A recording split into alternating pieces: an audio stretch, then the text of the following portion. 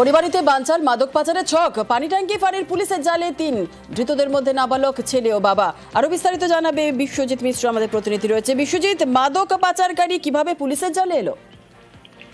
দেখো, মোটর সাইকেলে করে মাদক ডেলিভারি হচ্ছে এই খবর বারবার পুলিশের কাছে আসছিল এবং সেই মতোই পুলিশ তল্লাশি অভিযান চালায় এবং তাতেই কিন্তু একটি মোটর সাইকেল আটক করে, যেখানে 3 জন ছিল, তার মধ্যে নাবালক ছেলে এবং বাবা এবং অন্য একজন।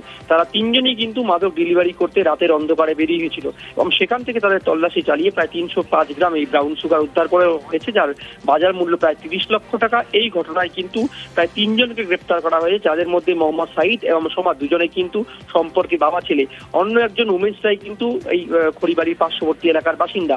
মূলত সীমান্ত এলাকায় বারবার কিন্তু এই মাদক ডেলিভারি হচ্ছে এবং সেই মতোই কিন্তু খড়িবাড়ি থানার পুলিশ বিভিন্ন জায়গায় অভিযান চালাচ্ছে। মূলত এই 1 মাসে প্রায় 7-7টির অভিযান চালিয়ে প্রায় 7 জনকে যেমন গ্রেপ্তার করা হয়েছে, প্রায় কয়েক কোটি টাকার মাদক কিন্তু বাজেয়াপ্ত করা হয়েছে।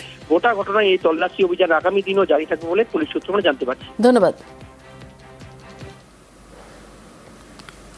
নিউটাউনে বলাকা আবাসনের কাছে দুর্ঘটনা, জখম চালক সহ 2।